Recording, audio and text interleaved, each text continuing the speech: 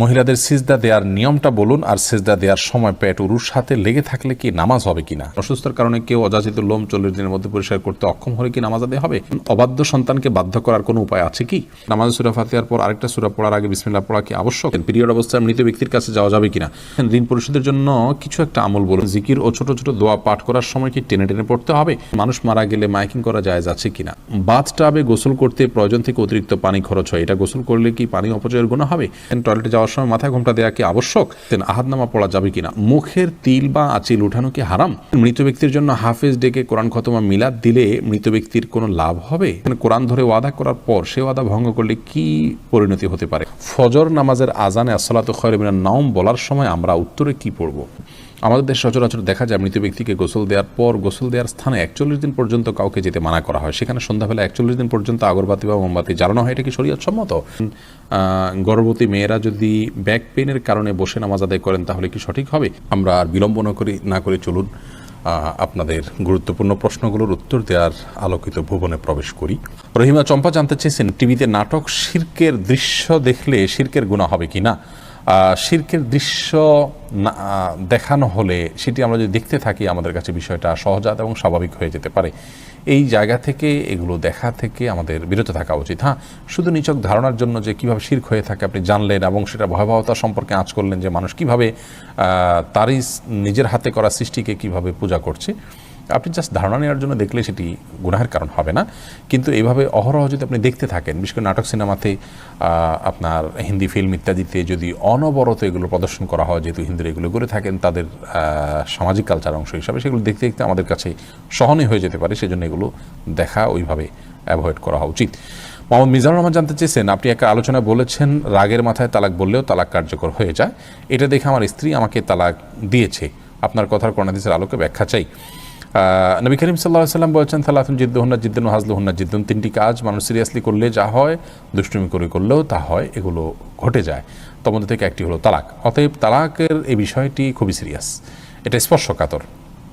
বিধায় রাগের মাথা তালাক দিলেও তালাক হবে। কিন্তু রাগ যদি কারোর এরকম হয় যে রাগের কারণে কি বলেছেন তিনি নিজেও জানেন না, এত বেশি রাগ হয়ে গেছে, তাহলে সেক্ষেত্রে সেটি তালাক পতিত হবে না। তবে আপনার স্ত্রী আপনাকে তালাক দিয়েছেন, স্ত্রী যদি বলেন এইভাবে যে আমি তোমাকে তালাক দিলাম, এভাবে বললে তালাক হবে না।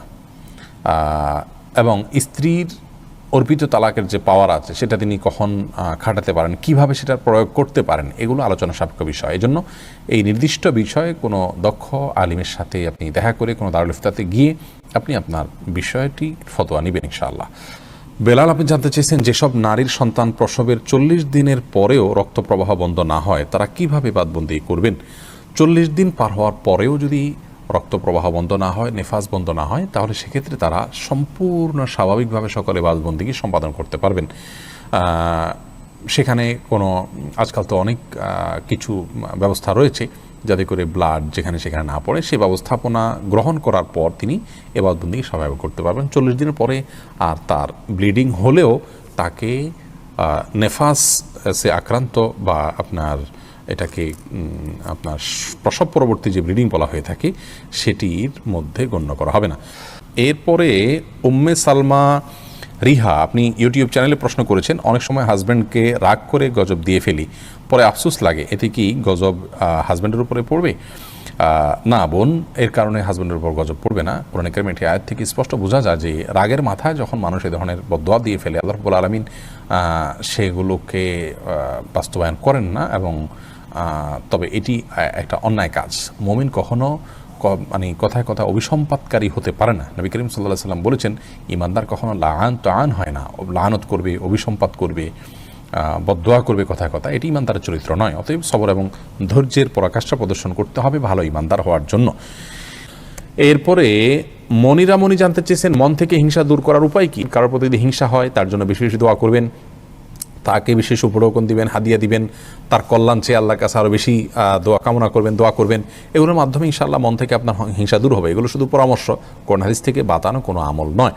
সেই সাথে আপনার অন্তরকে পরিচ্ছন্ন করবার জন্য আল্লাহ তাআলার কাছে দোয়া করবেন, আল্লাহুম্মা তাহির কলবি মিনান নিফাক ওয়া আমালি মিনার রিয়া ওয়া লিসানি মিনাল কিযব ওয়া আইনি মিনাল খিয়ানা। এই সমস্ত দোয়াগুলোতে আমাদের অন্তরকে পরিচ্ছন্ন করা, বিভিন্ন অঙ্গ প্রত্যঙ্গকে গুনাহ থেকে পরিচ্ছন্ন করার জন্য আল্লাহর কাছে সাহায্য চাওয়া হয়। সেভাবে আল্লাহর কাছে আমরা সাহায্য চাইব।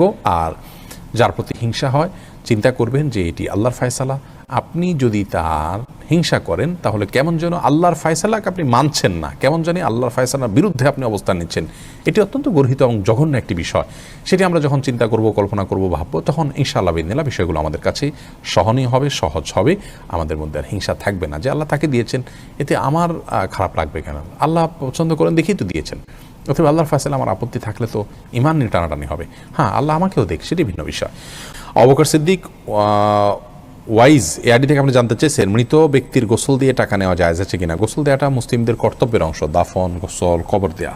এই জন্য এগুলো দিয়ে কোনো মানুষ সেগুলো করে টাকা নেওয়াটা তার জন্য উচিত নয়, এটা জায়েজ নয় তার জন্য। নামাজে সূরা পড়ার ব্যাপারে কি ধারাবাহিকতা মানতে হয়? ধারাবাহিকতা রক্ষা করা উত্তম, ভালো। যদি কোনো কারণে ধারাবাহিকতা বিচ্ছিন্ন হয়ে যায়, ওলামা ইকরাম সেটাকে মাকরুহ বলেছেন, অপছন্দনীয় এবং অনুচিত বলেছেন। তবে স্বাভাবিক অবস্থায় ধারাবাহিকতা রক্ষা করা উচিত। এরপরে আবু সিদ্দিক হানিফ জানতে চেয়েছেন, ঘরে বিড়াল থাকলে নাকি নামাজ হয় না, এটা কি সত্য কথা? না, এটার কোনো ভিত্তি নেই। ঘরে বিড়াল থাকলে নামাজ হবে না, কেন? নামাজ হবে। আর দীপু জানতে চেয়েছেন, অজু করার পর প্রাইভেট অর্গানে হাত স্পর্শ করলে কি অজু ভেঙে যাবে? ইমাম আবু হানিফা রাহিমাহুল্লাহর মত অনুযায়ী অজু ভাঙবে না, এবং এর সপক্ষে অনেকগুলো দলিল এবং যুক্তি আছে, বিভিন্ন স্পষ্ট হাদিস রয়েছে। যদিও অনেক ইমামদের মতে যদি কোনো আড়াল ছাড়া স্পর্শ, মানে সরাসরি স্পর্শ করেন, তাহলে সেক্ষেত্রে অজু ভঙ্গ হবে। মোহাম্মদ মোজাম্মেল হোসেন আপনি জানতে চেয়েছেন, প্রতিবন্ধী শিশুরা কি বাবা মায়ের পাপের ফসল? প্রতিবন্ধী শিশুরা কখনোই বাবা বা মায়ের কিংবা বাবা মা উভয়ের কোনো পাপের ফসল হতে পারেন না। আল্লাহ রাব্বুল আলামিনের অমোঘ বিধান হলো, একজনের পাপের প্রায়শ্চিত্ত আরেকজনকে করতে হয় না, একজনের পাপের বোঝা আল্লাহ রাব্বুল আলামিন আরেকজনের উপরে চাপান না। বাবা মা যদি পাপ করে থাকেন তো তাদের পাপ তাদেরকে পাবে, তাদের পাপের কারণে সন্তান প্রতিবন্ধী হবে এমন কোনো কথা ইসলামী শরীয়ত অ্যালাউ করেন। এটা সম্পূর্ণ ভুল এবং কুসংস্কারাচ্ছন্ন একটি বিশ্বাস। এই বিশ্বাস থেকে আমাদেরকে বেরিয়ে আসতে হবে যদি কারোর মধ্যে বিশ্বাস থাকে।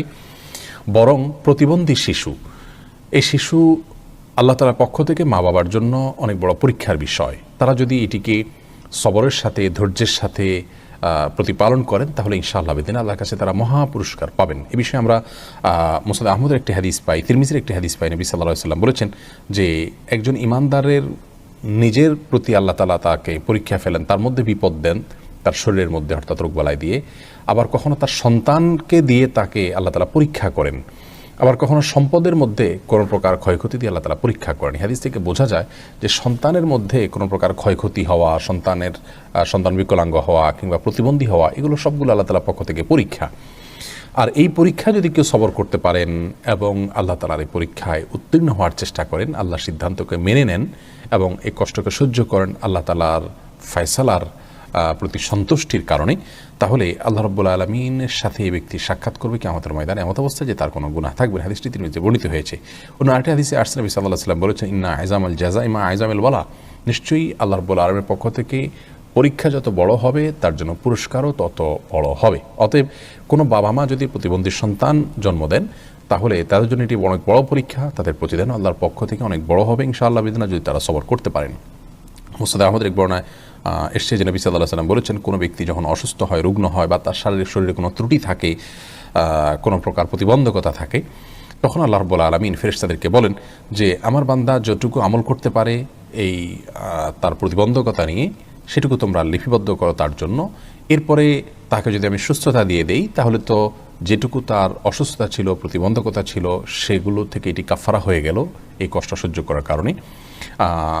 তার কোনো গুনাহ, ভুল, ত্রুটি, বিচ্যুতি ইত্যাদি থাকলে সেগুলো আল্লাহ কাফারা দিয়ে দিবেন। আর যদি সেই ব্যক্তি অবস্থায় মৃত্যুবরণ করে, তবু আল্লাহ তাআলা তার প্রতি অনুগ্রহ করবেন, রহমত করবেন এবং তাকে মাগফিরাত নসিব করবেন। অতএব বিকলাঙ্গ হওয়া এটা কোনো দোষের বিষয় নয়। আর সন্তান বিকলাঙ্গ হলে সেটা বাবা মার পাপের ফসল, এই কথাটি মূর্খতা সুলভ কথা, এর সাথে কোরআন হাদিসের কোনো সম্পর্ক নেই। জাকারিয়া হাসান জানতে চেয়েছেন, দুশ্চিন্তা থেকে মুক্তির উপায় কি? দুশ্চিন্তা থেকে মুক্তির সর্বপ্রধান উপায় হলো আল্লাহ রাব্বুল আলামিনের সাথে কথা বলা। মানুষ দুশ্চিন্তাগ্রস্ত অবস্থায় যদি কোনো শক্তিশালী কোনো ব্যক্তির সাথে শেয়ার করতে পারেন, তাহলে কিছুটা নির্ভার ফিল করেন। আর আল্লাহ রাব্বুল আলামিনের চাইতে শক্তি ধরার কেউ নেই, তিনি কাদির, সব কিছু করতে তিনি সক্ষম। অতএব আপনার দুশ্চিন্তা দূর করবার জন্য আল্লাহর সাথে কথা বলুন। সলাতে চলে যান, বিশেষ করে সিজদায় গিয়ে আল্লাহর সাথে দীর্ঘ সময় কথা বলুন, তাহাজ্জুদে উঠে যান এবং আল্লাহর সাথে কথা বলুন, কোরআনে কারীমের বিভিন্ন অংশ আপনি তেলাওয়াত করুন খুব ধীরে ধীরে, তেলাওয়াত শুনুন খুব ধীরে ধীরে, দেখবেন ইনশাআল্লাহ অন্তরের মধ্যে আপনি প্রশান্তি অনুভব করবেন। আলা বিযিকরিল্লাহি তাতমাইন্নুল কুলুব, আল্লাহ বলেছেন অন্তর প্রশান্ত হয় আল্লাহর স্মরণে। অতএব আল্লাহর স্মরণ করা মুখে, অন্তরে, কোরআন তেলাওয়াতের মাধ্যমে, সলাতের মাধ্যমে, এগুলোর মাধ্যমে ইমানদারের অন্তরকে আল্লাহ তাআলা প্রশান্ত করে থাকেন। আল্লাহর দিকে যত বেশি ধাবিত হবেন, যত আল্লাহর সাথে সম্পর্ক গাঢ় করবেন, যত আল্লাহর সাথে সম্পর্ক নিবিড় করবেন, যত আল্লাহর সাথে কথা বলবেন, তত বেশি ইনশাআল্লাহ বিদিল্লাহ দেখবেন অন্তর প্রশান্ত হবে এবং দুশ্চিন্তা থেকে আপনি রক্ষা পাবেন। দুশ্চিন্তা এটাকে অনেক সালাফ বলেছেন জুনদুম মিন জুনুদিল্লাহ, আল্লাহ তাআলার বাহিনী সমূহের মধ্যে থেকে একটা বাহিনী দুশ্চিন্তা। এটা দিয়ে আল্লাহ রাব্বুল আলামিন অনেক মানুষকে শাস্তি দিয়ে থাকেন, অনেককে পরীক্ষা করে থাকেন। অতএব এইরকম পরিস্থিতিতে আল্লাহর কাছেই রুজু হওয়া, এটাই হলো সবচাইতে বড় উপায়। অতএব ভরসা আল্লাহ তাআলার প্রতি করা এবং আল্লাহর দিকে রুজু হওয়া, আল্লাহর দিকে ধাবিত হওয়া, এটা হলো দুশ্চিন্তা দূরের সবচেয়ে বড় উপায়। যে ব্যক্তি আল্লাহর প্রতি তাওয়াক্কুল করবেন, তাকে খুব বেশি দুশ্চিন্তা গ্রাস করার কথা নয়। আল্লাহর উপর ভরসা করবে ইমানদার, যে ইনশাআল্লাহ আমার অভিভাবক আল্লাহ তাআলা, তিনি দেখছেন, তিনি দেখবেন। এটি যখন করবেন ইনশাআল্লাহ আপনার মধ্যে আস্থা জায়গাটা তৈরি হবে। যদি কোনো মানুষ তার তাওহীদ খুব মজবুত থাকে, আল্লাহর প্রতি আস্থা এবং ভরসা তার খুব মজবুত থাকে, তিনি জানেন যে আল্লাহ ছাড়া কেউ ক্ষতি করার কোনো ক্ষমতা রাখেন না, আর আল্লাহ যা লিখেছেন তা খণ্ডাবার করার ক্ষমতা নেই, এই বিশ্বাস যদি কারো মজবুত থাকে, তাহলে কোনো পেরেশানিতে তিনি খুব বেশি ভেঙে পড়ার কথা নয়। যার ঈমান যত মজবুত, তিনি তত পেরেশানিতে শক্ত থাকতে পারেন। আল্লাহ তাআলা আমাদেরকে সহজ করুন এবং সহায় করুন। আশরাফুল হক শুভ, আপনি জানতে চেয়েছেন, আমাদের দেশে সচরাচর দেখা যায় মৃত ব্যক্তিকে গোসল দেওয়ার পর গোসল দেওয়ার স্থানে 41 দিন পর্যন্ত কাউকে যেতে মানা করা হয়, সেখানে সন্ধ্যাবেলা 41 দিন পর্যন্ত আগরবাতি বা মোমবাতি জ্বালানো হয়, এটা কি শরীয়ত সম্মত? কোনো জায়গায় মৃত ব্যক্তিকে গোসল দেওয়া হলে সেখানে এই প্রথাটি আমাদের সমাজে অনেক ক্ষেত্রেই প্রচলিত আছে, যে আগরবাতি বা মোমবাতি ইত্যাদি সেখানে আপনার জ্বালানো হয় এবং সন্ধ্যাবেলা 41 দিন পর্যন্ত এই কাজটি করা হয়। কেউ সেখানে যেতে চাইলে নিষেধ করা হয়। এটি সম্পূর্ণ কুসংস্কার এবং এ ধরনের বিশ্বাসগুলো শিরকি বিশ্বাস, কুসংস্কারচ্ছন্ন বিশ্বাস। এর বেশিরভাগই এসছে হিন্দু সমাজ থেকে। একজন মুসলমানের এই সমস্ত কুসংস্কারকে বর্জন করা উচিত। যেখানে গোসল দেওয়া হবে সে জায়গার বিশেষ কোনো বিধান নাই, সেটা অন্য 10টা জায়গার মতোই একটি জায়গা। মাহমুদুল হাসান ভূঁইয়া, আপনি জানতে চেয়েছেন ফজর নামাজের আজানে আসসালাতু খায়রুম মিনান নাওম বলার সময় আমরা উত্তরে কি পড়ব? এক্ষেত্রে জমহুর ফুকাহা বা বেশিরভাগ ইমামগণের মত হলো সাদাকতা ওয়া বারারতা। আসসালাতু খায়রুম মিনান নাওম মানে হলো সালাত বা নামাজ, এটা ঘুম থেকে উত্তম। এটি যখন মুয়াজ্জিন বলবেন তখন তাকে বলতে হয় সাদাকতা ওয়া বারারতা, অর্থাৎ হে মুয়াজ্জিন তুমি সত্য বলেছো এবং ভালো বলেছো, ভালো কাজ করেছো। এই কথা বেশিরভাগ ফুকাহা একরাম বা জমহুর ফুকাহা একরাম বলতে বলেছেন মুয়াজ্জিনের জবাবে, এবং একটি রেওয়ায়েতে এটি এসছে, যদিও রেওয়ায়েতটা সনদকে অনেক মুহাদ্দিসগণ যঈফ বলেছেন। আর এই কারণে অন্য একদল উলামা একরাম বলেন যে আসসালাতু খায়রুম মিনান নাওম যখন বলবো আমরা, মুয়াজ্জিন যখন আসসালাতু খায়রুম মিনান নাওম বলবে, আমরাও আসসালাতু খায়রুম মিনান নাওম বলবো। এর কারণ হলো যে আসসালাতু খায়রুম মিনান নাওম এই বাক্যটি মুয়াজ্জিনের বাক্য, আর এক্ষেত্রে নবী আলাইহিস সালামের সাধারণ যে নির্দেশনা বুখারী মুসলিমে আসছে যে ফাকুলু মিসলা মা ইয়াকুল ইযা সামি'তুমুন নিদা, যখন তোমরা মুয়াজ্জিনের আযান শুনবে ফাকুলু মিসলা মা ইয়াকুল মুয়াজ্জিন, তখন মুয়াজ্জিন যা বলবে হুবহু তোমরা তা বলো। শুধুমাত্র হাইয়া আলাস সালাহ হাইয়া আল ফালাহর মধ্যে নবী আলাইহিস সালাম ওই হাদিসে লা হাওলা ওয়া কুওয়াতা ইল্লা বিল্লাহ বলতে বলেছেন। অতএব দুইটা বাদে বাকি সবগুলোতেই ওই হাদিসের সাধারণ যে নির্দেশনা সেটা অনুযায়ী আসসালাতু খায়রুম মিনান নাওম শুনলে আসসালাতু খায়রুম মিনান নাওম অর্থাৎ হুবহু এটা অনুকরণ করার নির্দেশনা দিয়ে থাকেন। এসেছে রুবেল, আপনি জানতে চেয়েছেন এডি থেকে নামাজে দাঁড়ানোর পর নাকি ডান পায়ের বুড়ো আঙ্গুল নাড়ানো যায় না, এটা কি সত্য? না, এরকম কোনো কথা আমাদের জানা নেই, প্রয়োজন হলে নাড়ানো যেতে পারে। তানজিনা বেগম জানতেছেন কোরআন ধরে ওয়াদা করার পর সে ওয়াদা ভঙ্গ করলে কি পরিণতি হতে পারে? কোরআন ধরে ওয়াদা করা এটা ওয়াদা করার পদ্ধতি নয়, ওয়াদা এমনিই হবে। আল্লাহর নামে শপথ করতে চাইলে মুখে বলবেন আল্লাহর নামে আমি শপথ করছি, এটা হলো শপথের সঠিক পদ্ধতি। তানজিমা খানম জানতে চেয়েছেন আহাদনামা পড়া যাবে কিনা? আহাদনামা নামে যেটি প্রচলিত আছে আমাদের বিভিন্ন ওজিফার বই গ্রন্থগুলোতে, বইতে আমরা পাই, এই আহাদনামা পড়ার কোনো নির্দেশনা কোরআন সুন্নাহ আমাদেরকে দেয়নি। আমাদেরকে ইবাদত বন্দি করতে হবে সুন্নাহ অনুসারে, নবী আলাইহিস সালামের বাতানো পদ্ধতি অনুসারে। আল্লাহ তাআলা তাকে মডেল দিয়েছেন, তাকে ফলো করতে হবে। এর বাইরে মনগড়া কোনো কিছুকে ইবাদত হিসাবে আমাদের করা উচিত নয়। তৌফিকুল ইসলাম জানতে চেয়েছেন বাথটাবে গোসল করতে প্রয়োজন থেকে অতিরিক্ত পানি খরচ হয়, এটা গোসল করলে কি পানি অপচয়ের গুনাহ হবে? অপচয়ের বিষয়টি আসলে ভ্যারি করে ব্যক্তির বা কোনো সমাজের লাইফস্টাইলের উপরে। আমরা আজকাল গোসলে যে পানিটা ব্যবহার করি, এমনিতে আপনার টেপে যে গোসল করি অথবা শাওয়ারে যে গোসল করি, সেটাও কিন্তু নবী রাসূলুল্লাহ সাল্লাল্লাহু আলাইহি ওয়াসাল্লাম বা সাহাবা ইকরাম যে গোসলে পানি ব্যবহার করতেন তার তুলনায় বহুগুণ বেশি। সেদিক থেকে তাকালে এটাকে অপচয় বলতে হয়। মূলত যেহেতু আমাদের এখন লাইফস্টাইলটা এই রকম যে আমরা আপনার এভাবে গোসল করি বা এই সিস্টেম আমাদের সমাজে রয়েছে, তো এর মধ্যে থেকে যতটুকু সম্ভব আমাদেরকে অপব্যয় বা অপচয় করার থেকে বেঁচে থাকার চেষ্টা করতে হবে। ধরুন আপনি বাথটাবে গোসলের জন্য যতটুকু পানি লাগে ততটুকু পানি ব্যবহার করলেন, এরপরেও প্রয়োজনে অপ্রয়োজনে আপনি টিপ ছেড়ে দিয়ে রাখলেন, সেটা অপচয় হবে। কিন্তু যতটুকু আপনার প্রয়োজন হবে ততটুকু ব্যবহার করলে ইনশাআল্লাহ বিদিনিল্লাহ অপচয়ের গুনাহ হবে না।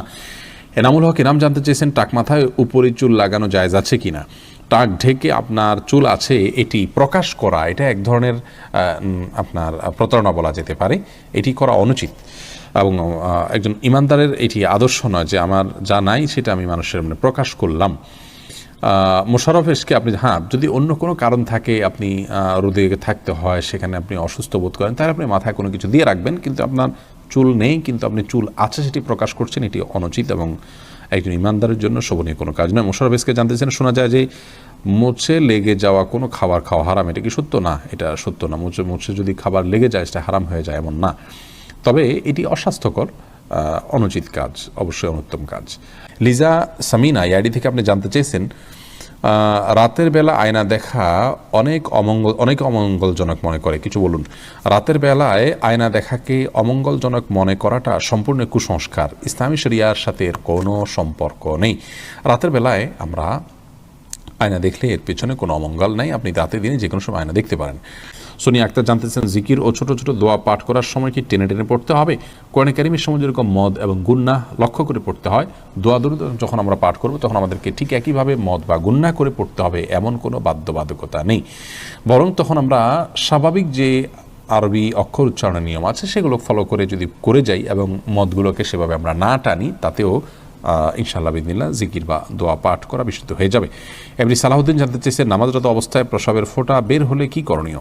নামাজরত অবস্থায় যদি পেশাবের ফোঁটা বের হয় তাহলে সেদিন নামাজ ছেড়ে দিতে হবে এবং কাপড় লাগলে সে অংশ ধুয়ে ফেলতে হবে এবং নাপাক দূর করে টিস্যু ইত্যাদি দিয়ে পানি দিয়ে তারপরে ওযু করে তাকে নামাজ পড়তে হবে। আর যদি এটা তার অনবরত বের হতে থাকে এবং 4 রাকাত নামাজের মধ্যে নামাজ পড়তে যে পরিমাণ সময় লাগে, ধরুন 8-10 মিনিট, এই সময়টুকুও তিনি ফ্রি হন না বা মুক্ত থাকেন না, এর মধ্যেও তার পেশাব এসে পড়ে তার ইচ্ছায় অনিচ্ছায়, এরকম যদি হয় তাহলে সেক্ষেত্রে তার জন্য ওই অবস্থায় সালাত চালিয়ে যাওয়া জায়েজ আছে, কারণ তার পুরো সালাতের ওয়াক্ত জুড়ে কয়েক ঘন্টা জুড়েই অনবরত আসতে থাকে। আর যদি এরকম না হয়, শুধু ওই সালাতের মধ্যে এসছে, তাহলে তার সালাত ছেড়ে সেটিকে পরিচ্ছন্ন করে এসে সালাত আদায় করতে হবে।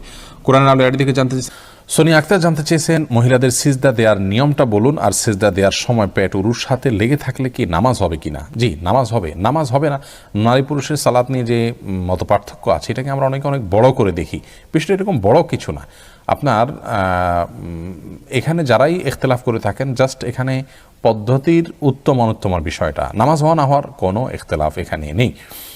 ঋণ পরিশোধের জন্য কিছু একটা আমল বলুন। ঋণ পরিশোধের জন্য সবচেয়ে বড় আমল হলো আল্লাহ তাআলার কাছে সাধারণভাবে দোয়া করবেন, চাইবেন, প্রার্থনা করবেন এবং আপনি সর্বোচ্চ চেষ্টা চালাবেন ঋণ পরিশোধের জন্য। আমাদের অনেক ভাইরা আছেন, নিজের জমি আছে, স্থাবর অস্থাবর অনেক মূল্যবান সম্পদ আছে, সেগুলো দিয়ে ঋণ পরিশোধ করতে চান না। তিনি চান যে ঋণ পরিশোধের জন্য তার সাধারণ উপার্জন থেকে অনেক টাকা হয়ে যাক, অলৌকিকভাবে চলে আসুক, আর তিনি সেটা দিয়ে ঋণ পরিশোধ করে দেবেন। এটা সম্পূর্ণ ভুল একটা পদ্ধতি। আপনার ঋণ পরিশোধ করাটা আপনার জন্য ফরজ, এটা বান্দার হক। অতএব আপনার জমি থাকলে, সম্পদ থাকলে এগুলো বিক্রি করে আপনি ঋণ পরিশোধ করবেন এবং সেগুলো বিক্রি করার অপশন থাকলে বিক্রি করবেন। সেগুলো সব ধরে রেখে আপনি চাইবেন যে আল্লাহ তাআলা অলৌকিকভাবে আপনাকে টাকা দিয়ে দিক, সেটা দিয়ে আপনি পরিশোধ করবেন। এটা সম্পূর্ণ দুনিয়ার প্রতি আমাদের মোহ আছে এবং ঋণ পরিশোধের গুরুত্ব আমরা বুঝি না, সেটা স্পষ্টভাবে প্রমাণ হয় এমন একটি বিষয়। বিধায় এমনটি করা উচিত না। সেই সাথে ঋণ পরিশোধের জন্য কিছু দোয়া আছে, আল্লাহুম্মা কফিনি ফিনি বিহালালিকা আন হারামিকা ওয়াগনিনি বিফাদলিকা আম্মান সিওয়াক। আরও কিছু দোয়া আছে, ইউটিউব বা ফেসবুকে সার্চ দিলে আমাদের অনেকগুলো ভিডিও আছে, দেখে নিতে পারবেন। সেগুলো আপনি আল্লাহর কাছে সাধারণভাবে পাঠ করবেন, ইনশাআল্লাহ সেই দোয়াগুলো পেশ করবেন। সামিয়া ফেরদৌস জানতে চেয়েছেন তাহাজ্জুদ নামাজ কি ঘর অন্ধকার করে পড়তে হবে, এর কোনো ভিত্তি আছে কি? তাহাজ্জুদের নামাজ এটা আমরা ঘর অন্ধকার করে লাইট বন্ধ করে পড়তে হবে, এর কোনো ভিত্তি নেই। বরং সেটা আপনার যেভাবে খুশি আদায় করতে পারেন। আপনার মনোযোগের জন্য আপনি যদি আলো আধার করে নিতে পারেন, ডিম আলো করে নিতে চান, তো সেটি করতে পারেন, কোনো অসুবিধা নেই।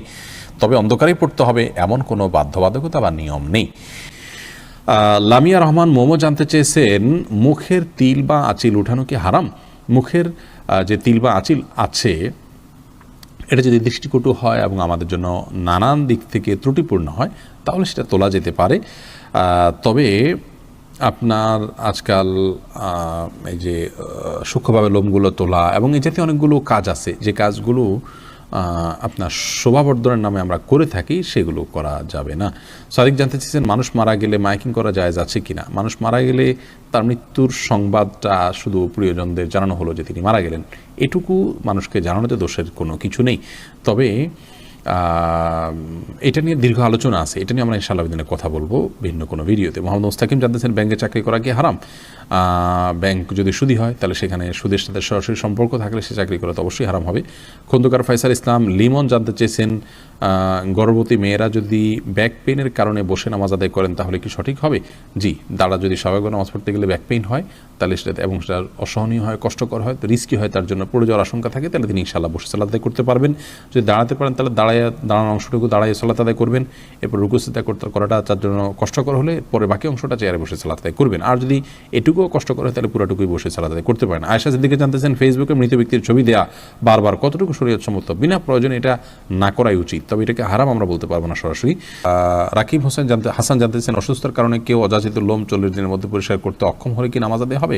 অসুস্থতার কারণে বা কোনো ওজোর কারণে যদি হয়ে থাকে আদায় হয়ে যাবে ইনশাআল্লাহ বিদিনিল্লাহ। আসমাউল হোসনা ফেনু জানতে চেয়েছেন, পিরিয়ড অবস্থায় মৃত ব্যক্তির কাছে যাওয়া যাবে কিনা?